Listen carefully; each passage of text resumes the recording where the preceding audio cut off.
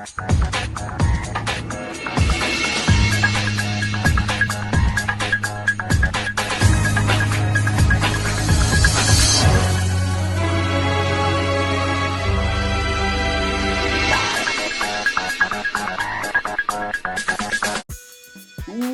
up, everyone? It's the Ghost from Corp YuGiOh here today, and today we're coming at you with our pandemic MAJU, ironic name, deck profile. So we actually have been taking this deck to locals for the past few weeks now, going about an average of X2. Usually one of those games is me, or one of those matches is me losing to myself, but you know, it happens, whatever. I've decked out a couple of times personally, but that's just because I am working on my resource management as a whole. Before we get started with today's video, make sure you hit that subscribe button, tap the notification bell, because we have our Thursday local streams happening at 6 p.m. EST and our Sunday local streams happening at 12 p.m. EST, as well as our after hours cubing stream happening Sundays at 6 p.m.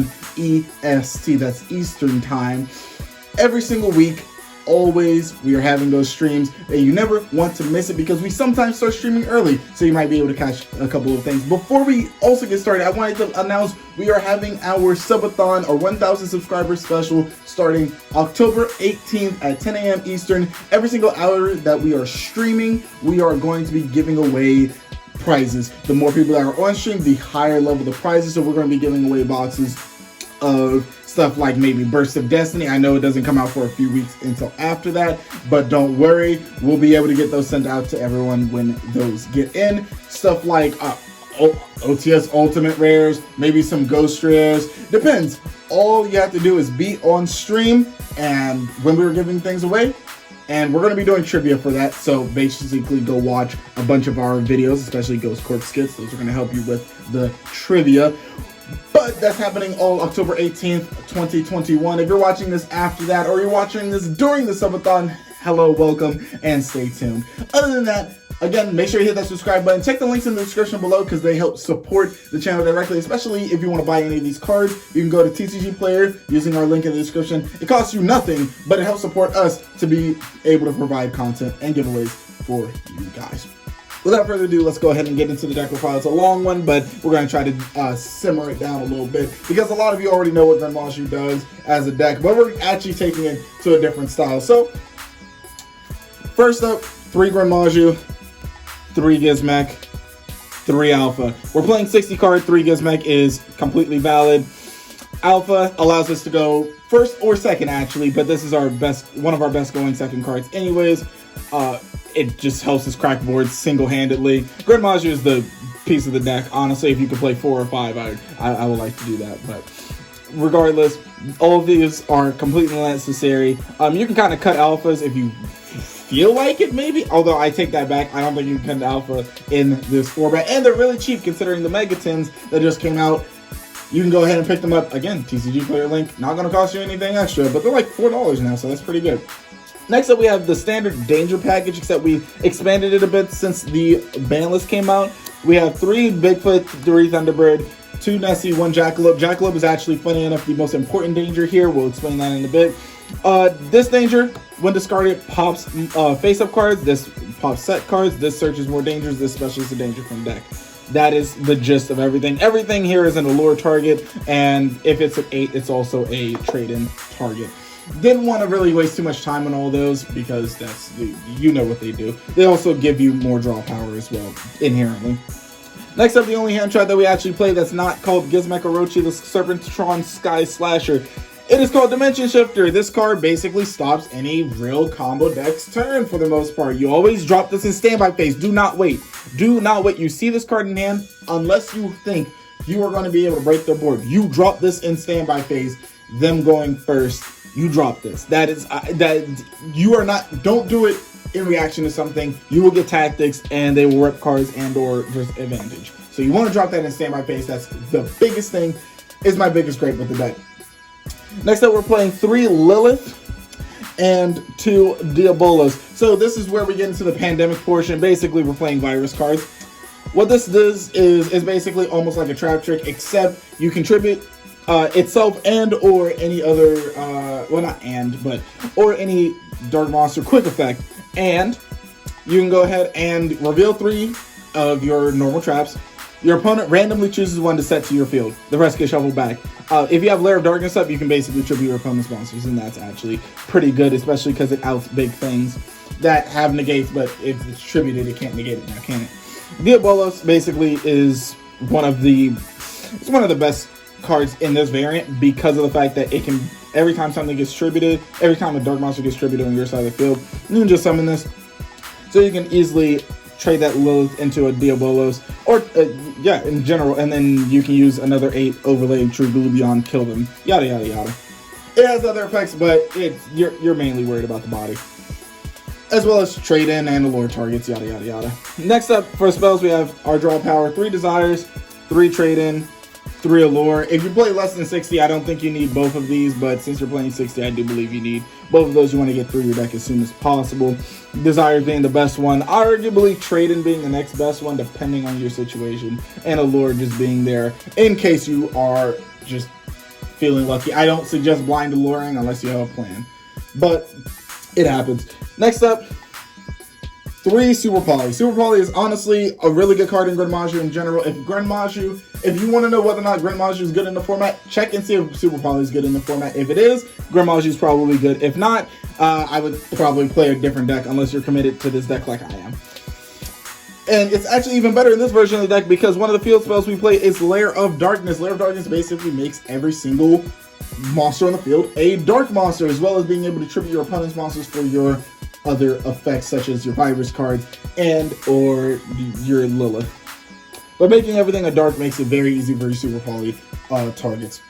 The only other field spell we play is 2 Mystic Mine. Unfortunately, we have to play this just because sometimes you can't really handle everything that your opponent has and still keep resources, so you want to go ahead and play that just so you can accumulate resources. If you feel like stalling them out, I mean, I guess, but that's not how I like to win personally. Next up, we play the 1 of Terraforming, 1 of Monster Reborn, and 1 of D-Fisher. I know that I said 1 ofs, but they're all at 1. So, that's completely fair. Gets you into field spells, duh. Best extender, honestly. It honestly helps you push for game. And one of the best things to open turn 1 because most decks have a hard time playing under that. Next up, we have our virus cards. We have our Eradicators and Full Force. If you're wondering where our deck Devi is, we'll talk about that in a bit. Basically, just the virus cards. You tribute a dark monster, meeting the correct conditions, and you get to look at your opponent's hand, things that they control, including set cards if they're set cards, and destroy whatever it says. If it's Eradicator, you can choose a spell or trap, but you have to declare it first, obviously. They tribute as cost, so don't worry.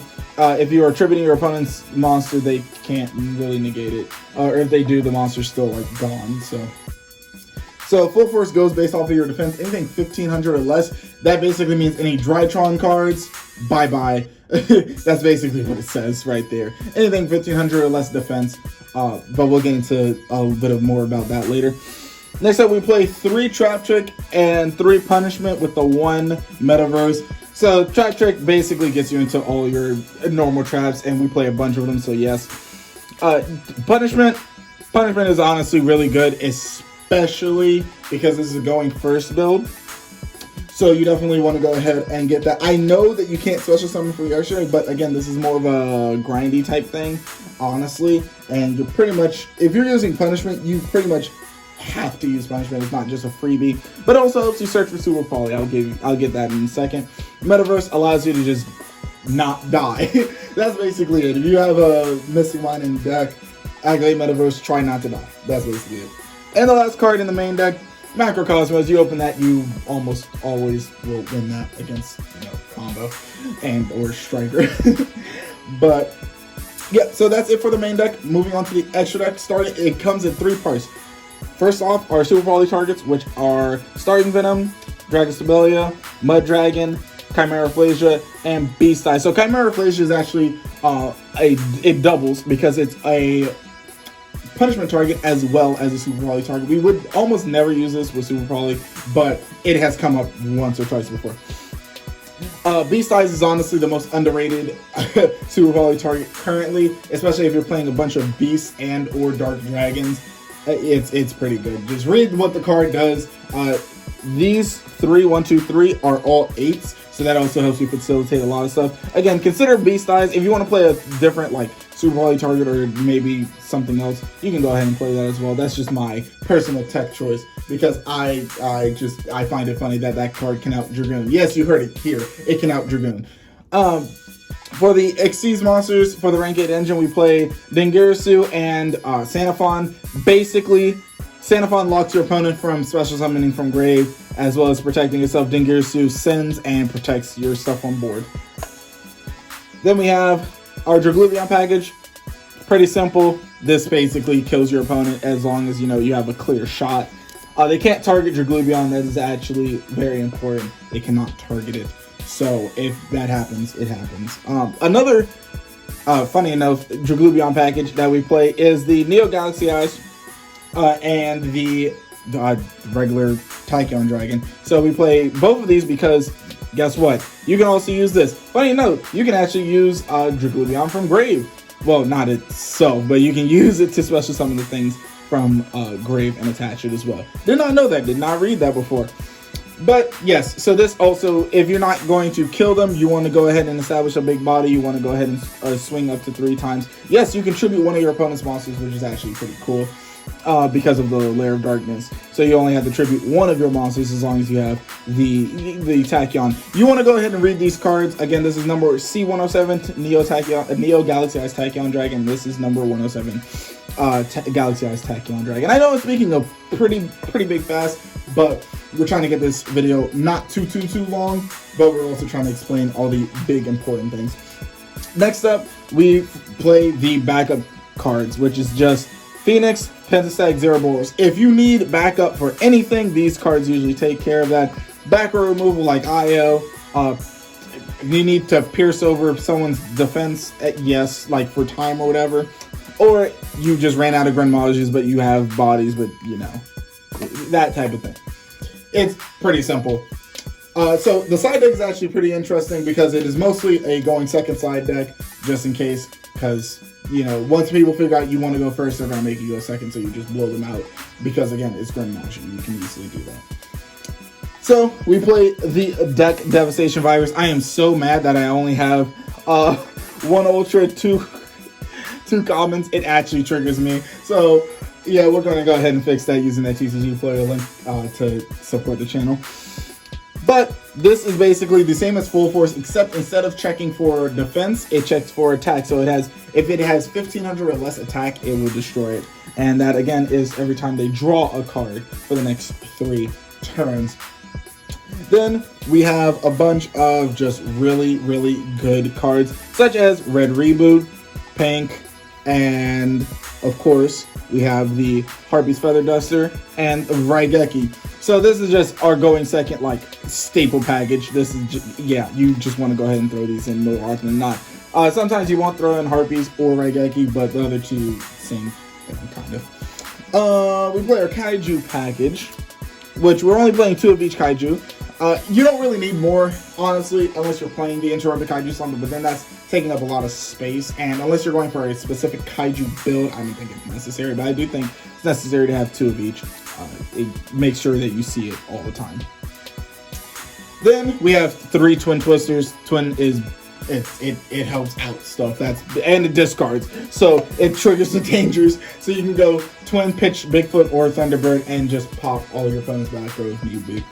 Then the last card is actually an extra deck card that we side deck. Yes, we side deck the Entis. Why do we side deck Entis? Not every matchup you want to see Super Poly. Sometimes you just need to keep breaking down their board, and this is how you do that with the Punishment. Why are we not extra decking Punishment? Because realistically, we kind of ran out of space.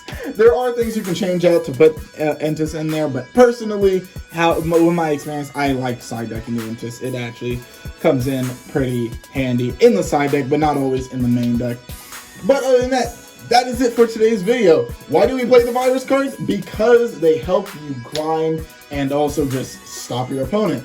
They can blow up cards on the board, so you can out a lot of stuff. I want you to read those virus cards: Eradicator, Epidemic Virus, Full Force Virus, and Deck Devastation Virus. You definitely want to read all of those cards so that you get a good understanding how this deck functions. We were playing Golden Castle at one point, but we decided to change it out for the Liliths and stuff, because Golden Castle, I swear, I do not like that card.